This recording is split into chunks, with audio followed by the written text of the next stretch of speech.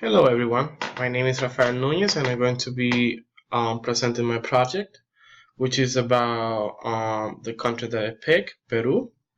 And the topic that I choose to focus on was in providing market-based solutions in order to solve environmental problems that sadly environmental regulations haven't been able to accomplish.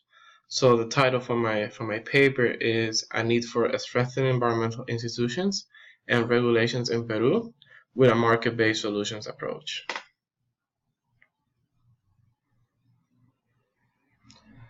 So the first thing that I'm going to be discussing about Peru is that as many developing countries, Peru has sacrificed the health of the natural resources in the search for economic development.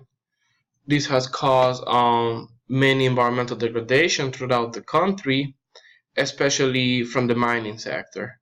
There's been some attempts to slow down the environmental degradation due to mining, but sadly, because of many different factors that are going to be discussing further into the presentation, these haven't been able to create solid results. Environmental policies and environmental institutions in Peru haven't been able to promise or deliver what they have promised to the society.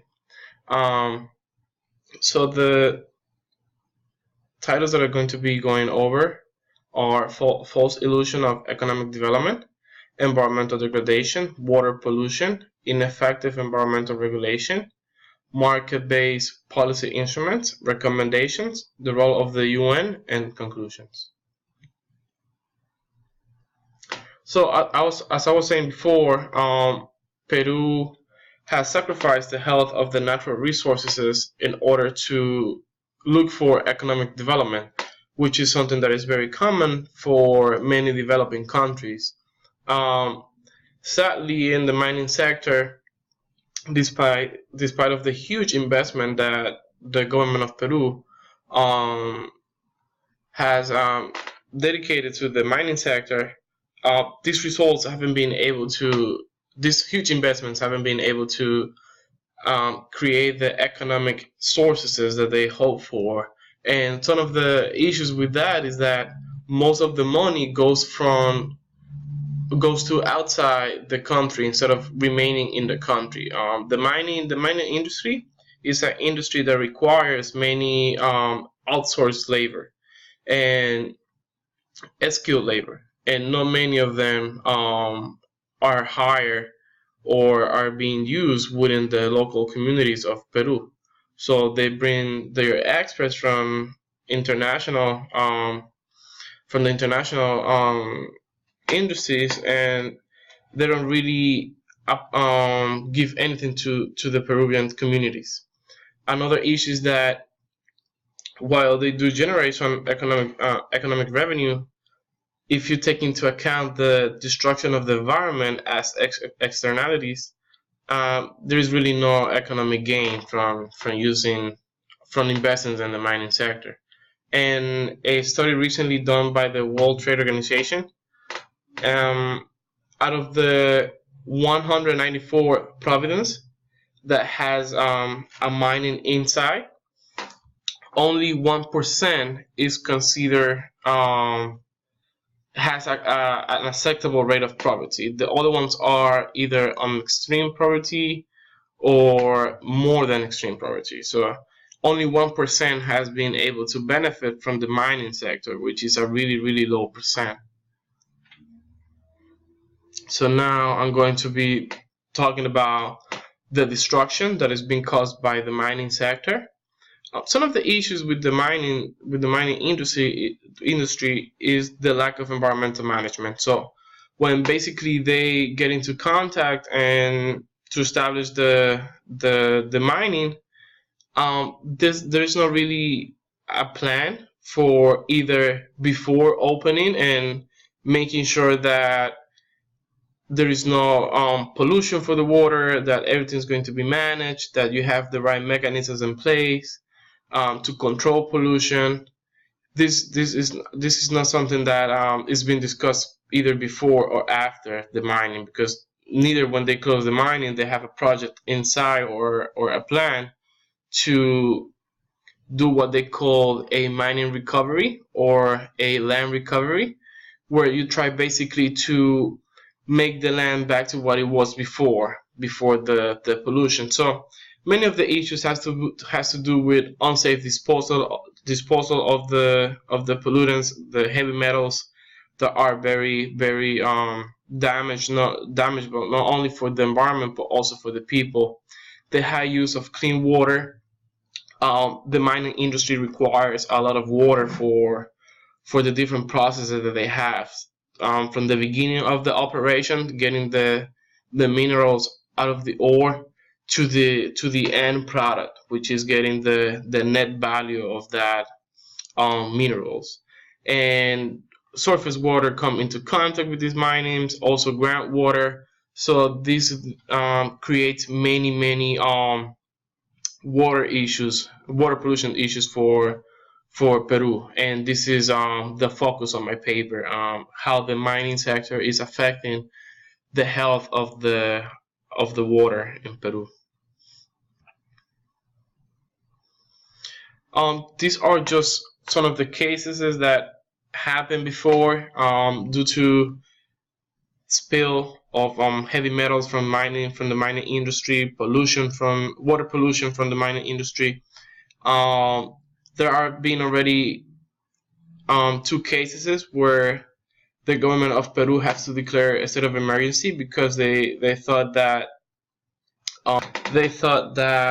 arsenic, lead, and cadmium were going to be leaked into the main water supply for the capital. So this create huge distortion in the communities, as you could see. Other cases have been the Madre de Dios, where people has been polluted from consuming the water. People have died. The Guaya River was also polluted. The Atacocha community was also affected by many of close by minings that have caused water pollution. So as you can see, there are many examples of how destructive is the mining sector and how is polluting the water of Peru, which is actually very scarce. The reason why, as I was saying before in the introduction, the reason why the environmental regulations in Peru has been very ineffective have to do with the design of these regulations. Most of these regulations are based on a command and control approach, where basically you say, okay, you could pollute this much, but as long as you don't pass over your limit, you will be fine.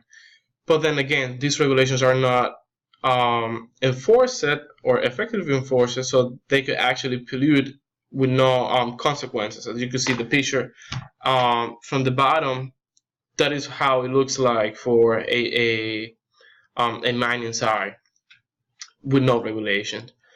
Also, the language of the policies allows for many gaps for private sector to get around, and there is also a lack of political will to regulate these businesses, because again, they think that is going to bring many economical development. So my recommendation is a market-based policy instrument. Market-based policies are actually more beneficial compared to the old system, which is command and control, because they provide an incentive for the business to be held accountable for the pollution that they do. They're also more cost efficient since they provide revenue that could be also used for the enforcement and implementation of all regulations and new regulations.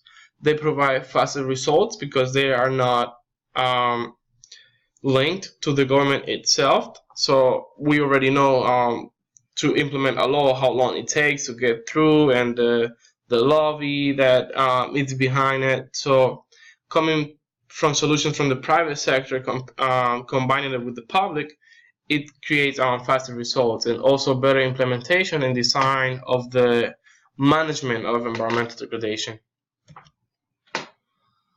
Some of the recommendations that I have for Peru and the mining sector to stop water pollution is effluent charges, where basically you have to pay based on the amount of pollution that you are, or like the amount of pollutants that you are discharging to the rivers. Also the user charges, which is from how much water you use.